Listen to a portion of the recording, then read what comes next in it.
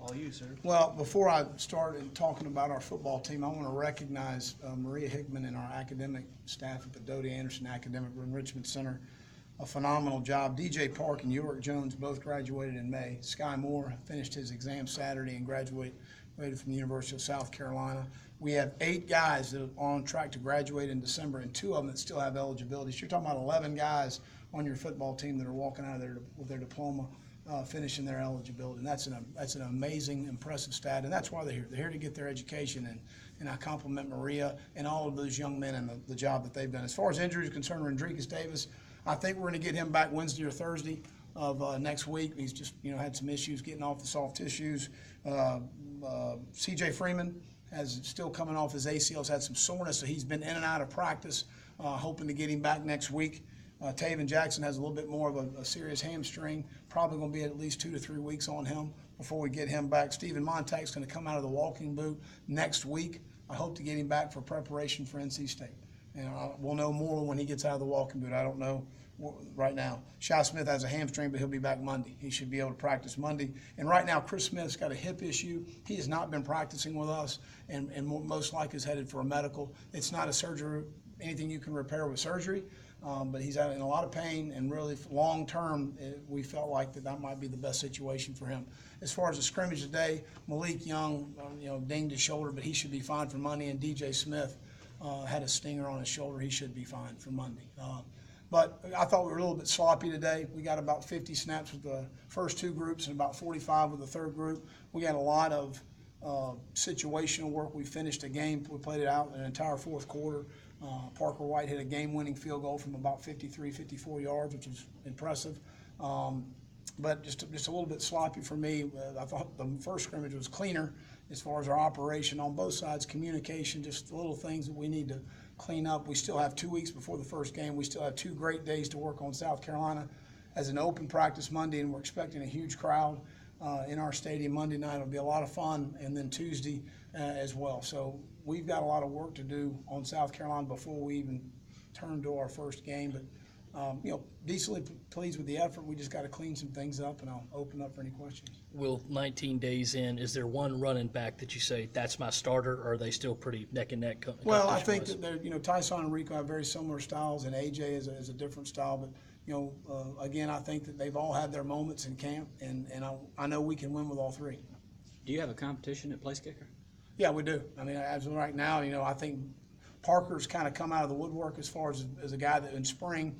We were sort of looking at him as far as a guy that felt like was going to be our kickoff guy, and certainly has done a nice job in camp to this point, but hit a pressure field goal to win the game with 1 second left on the clock, and a nice 1-minute drive by Michael Scarnecchia, where Trey Smith made a heck of a catch across the middle, and we got down there, made a good decision as a staff to run the ball, to eat the clock, get to 1 second, and Parker went out and hit it right down the middle. So we're definitely in a competition. Last week at this time, you talked like you expected Taven Jackson to play.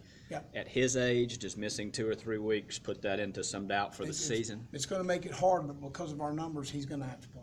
Okay. So we've kept him up to speed. He's an extremely bright young man, and he's a guy that we're still counting on. But certainly, Josh, does that put a little bit? Yeah, it's a little bit of an issue of him missing as much time at this age. For a guy at his age, or Trey has a lot of the upper body and has a lot of that type of ability to be moving people and be physical with his wide receiver skills. How much of a big feature is that you'll be able to use, especially early on? Well, there's no question. I think he's continued to progress.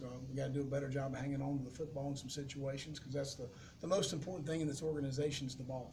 To take care of it as a ball carrier and to get it off people as a defensive player, and that's something today the ball was a little bit too loose for me. What kind of day did Jake have? Good day. I thought that we had some operation. We tried to work a little bit more on tempo, and really this week for the first time we put crowd noise.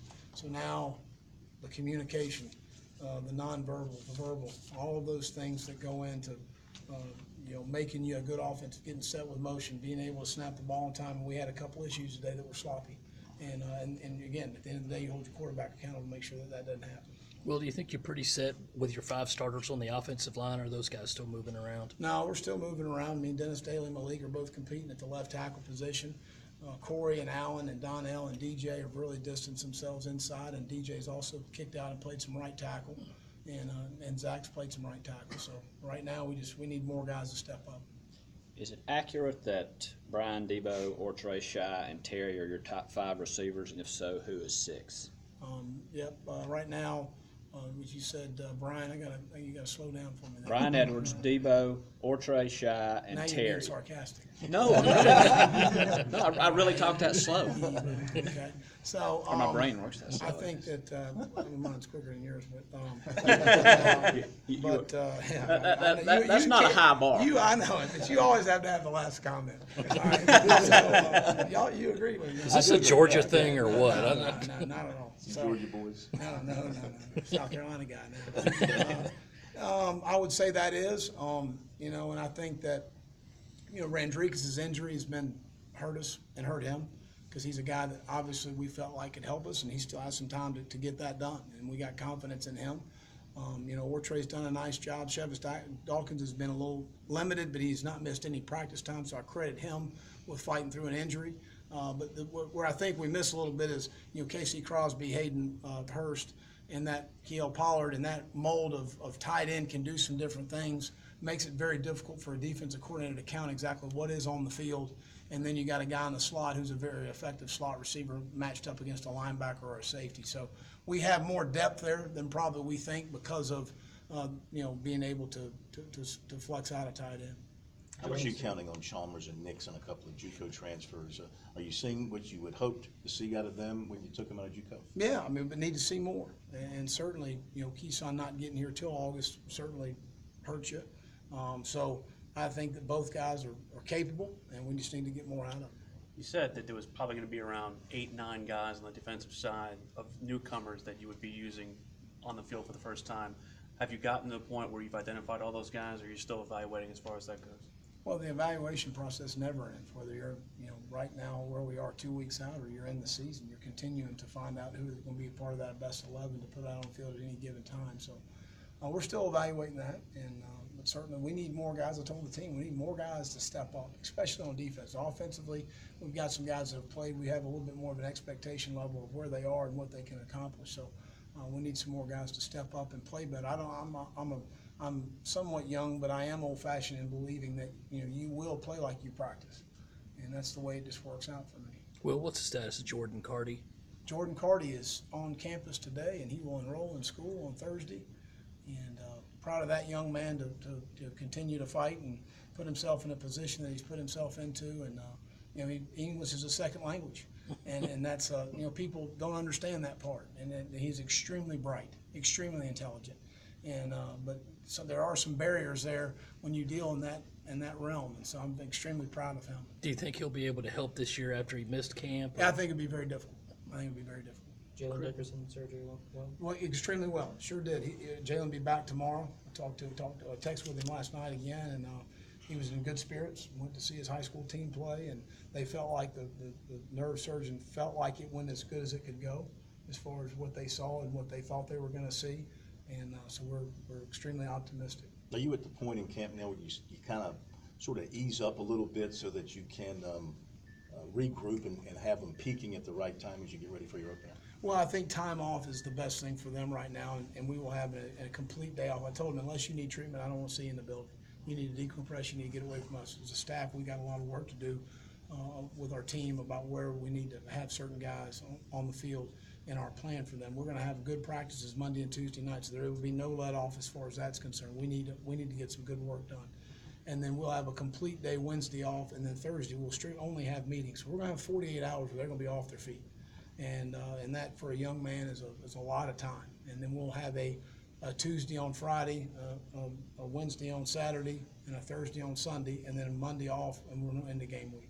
For fans who will be there on Monday, do you have a good idea about what routine you guys will be using as far as what fans will see? Well, I hope we see a team that's functioning at a high level and playing fast on the field, and I know they'll be excited to get in front of a fan base. Well, are there any guys who might have been former walk-ons that you've awarded scholarships to? Not at this time.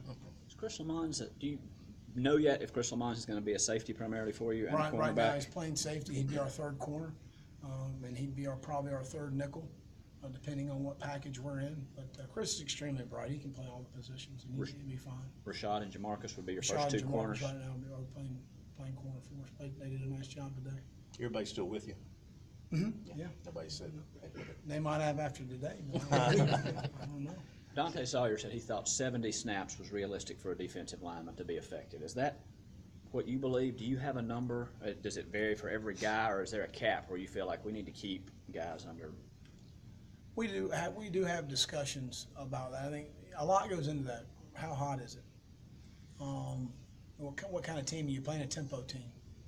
Are you playing a team that's going to huddle? I think when we have these discussions, all of that goes into account. Just to sit there and put a blank number on something, I think for me, Josh, is very difficult. I do think that we do target. I never want guys to play more than 8 or 9 snaps in a row. I just don't want that to happen. And if we get the ball on our sideline with a tempo team, we do try and substitute as best we can. Sometimes you want different combinations of guys in the game, and I'll tell them, don't let these two guys play together. From a standpoint of sometimes when you're with a guy like Taylor Stallworth, who's a senior, who is a calming factor for a younger defensive tackle. When you get 2 young defensive tackles in the game, we may have an issue. Or you get a defensive tackle and defensive end lined up together, and they're both really, really young, you may have an issue. So those are things we balance out of. If he's in the game, we need to make sure Taylor's in the game. And if he's in the game, we need to make sure he's in the game because of a calming factor, especially early in the year. Some of these kids got a high anxiety about playing and making a mistake and not wanting to make a mistake and that sort of thing. So that is a discussion that's over the next 2 weeks. There'll be a lot of discussions about those things. I don't necessarily go into a game with a number of snaps. I don't want them playing more than 8, 9 snaps in a row. And you got to get him out of the game because when a big guy runs out of gas, he never gets it back. He's not like a skill guy. He's not getting it back that day. He's done. Yeah. So we've got to watch that. And then I'll try to, in my opinion, watch the defense on both sides of the ball to say we look tired. We need to substitute. We need to sub more. We need to get more guys out. And I'm constantly asking for how many snaps have we played? How many snaps has he played? And we're charting snaps in the box. So we have an idea of how many snaps they've logged after the first quarter, midway through the second quarter. Then at halftime we're discussing. I'm saying this guy's played 40 snaps already, guys. Come on, we got to sub him more in the second half. So that's a constant discussion. And a lot of it goes into game day, heat, humidity, where's the wet bulb? I mean, all of those things we have discussions about. Are you at the point now where you're comfortable to know what to expect from this team against NC State? Do you know this team well enough to know what you're going to see out there at this point? I wouldn't say everyone. I have a pretty good idea of most guys. I think there's some youth that you're not ever sure what to expect. So, but I've got a pretty good comfortable feel with some of our upperclassmen. Bryce Allen Williams, a buck or a linebacker in your mind, or is there no distinction in your mind? Do you feel like it's he's just playing a both. package? He's moving around. He creates depth for our team. He is a very effective pass rusher when we ask him to do those things, and he plays good off the ball linebacker. So he's going to play both.